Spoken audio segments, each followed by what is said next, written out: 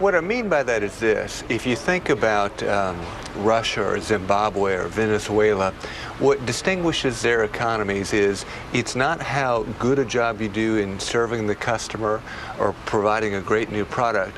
What ultimately determines your economic success is your degree of connectedness to politically to the folks at the top. So if you've got the right connection with Chavez, you're going to be okay, and if you don't, you won't be.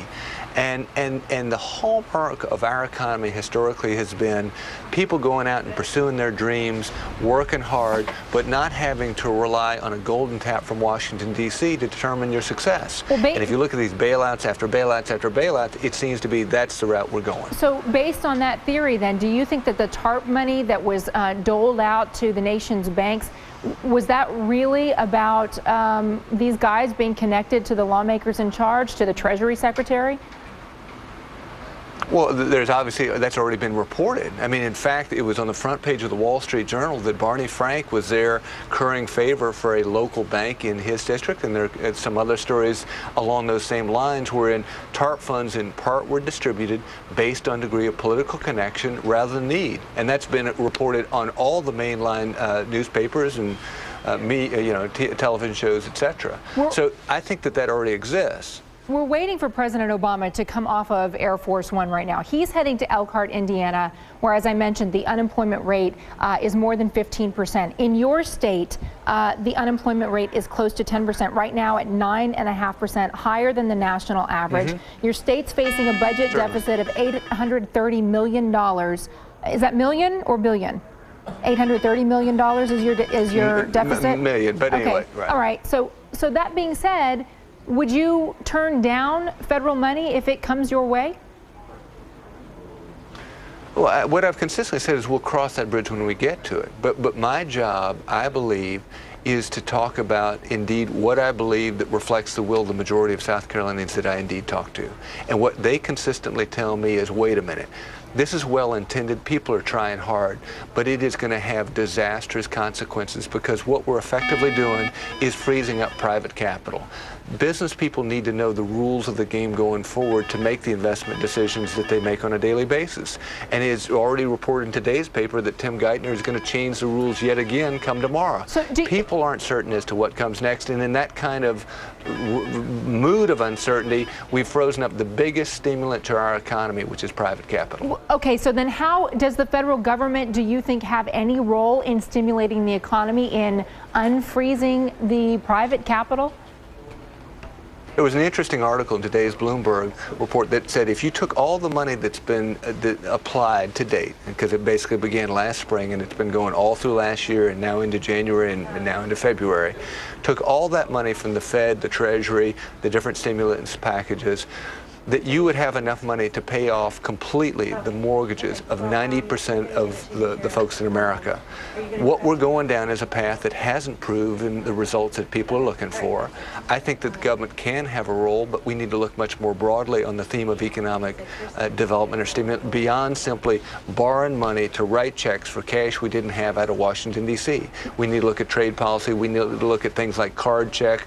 We need to look at a whole host of different things beyond simply checks coming out of Washington, D.C. Governor, and again, we're looking at Air Force One in South Bend, Indiana. The president's heading to Elkhart. Is there anything that you could hear from him in this town hall meeting that would change your mind in terms of supporting the stimulus package as it stands right now?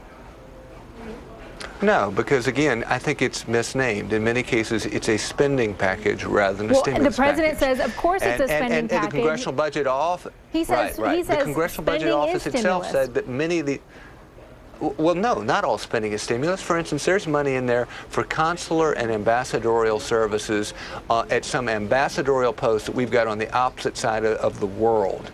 How much of an economic stimulus will that be to the people there in Indiana? I don't think much. Here's President Obama coming down the stairs now of Air Force One. Again, we're waiting for an event. He's heading to Elkhart, Indiana. People who were employed in the RV industry suddenly are finding themselves without jobs because there's been a real plunge in demand for these recreational vehicles. So he's heading here to sell his message that his stimulus plan, even with the programs in it that many of the Republicans disagree with, you're hearing Governor Sanford with the ones he disagree with, but that overall the president is expected to say this is a plan that we have to try, that we can't afford to sit back and dilly-dally by griping about the particular details in here when in the big picture families are hurting. In Elkhart, Indiana, the unemployment rate more than 15%. When we're talking about the way this money is being spent, one thing that I keep coming back to, Governor Sanford, is that report we saw a couple weeks ago from the nation's civil engineers that gave our nation almost a failing grade when it came to the infrastructure, a D. They graded our infrastructure at. They said in order to get our infrastructure up to par, it would take $2 trillion. Are you confused? Are you wondering why every dollar of this isn't being spent to meet those needs? It would create jobs, it would put people to work, and it would solve a pressing need that affects this, quite frankly, the safety of Americans every day. You raise a very valid point, which is if you're going to go this route, why wouldn't you go completely into infrastructure, because there's lasting value, rather than whether the consular services I was just mentioning, or digital upgrades with people's televisions, or money for the Smithsonian, or a whole host of different things. So I think that you could make that point of, wait, we have a big problem with regard to infrastructure, why don't we put all the money at it? But it still begs this larger question, which is, where does the money come from? Right. And we have $52 trillion in accumulated liability at the federal level. Your children and grandchildren, my children and grandchildren will one day be paying this stuff off. And there is a limit to how much money you can print without beginning to undermine the value of the dollar. And this is the scary part for me. I think that we're at that point wherein you could basically undermine the value of the dollar. People from around the world say, wait a minute, you just keep printing this stuff, I'm not buying it. And when that happens, you would look at a dollar plunge that would undo every bit of the near $8 trillion of stimulus that's been applied to the economy here over this last year. Governor Sanford, you're in the unusual position of being in a slim majority of governors who are criticizing the stimulus bill because so many are looking at their state's economies with real worry. Thank you so much for your time today.